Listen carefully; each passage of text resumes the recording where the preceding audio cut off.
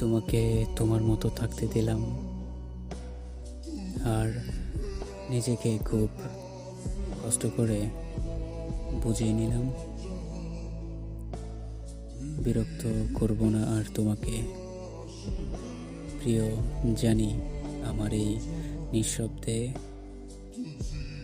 তোমার কখনোই কষ্ট দেবে না, কারণ তোমার ওই জীবনে পূর্ণতা দেওয়ার জন্য অনেক মানুষই আছে। তোমাকে তোমার মতো থাকতে দিলাম,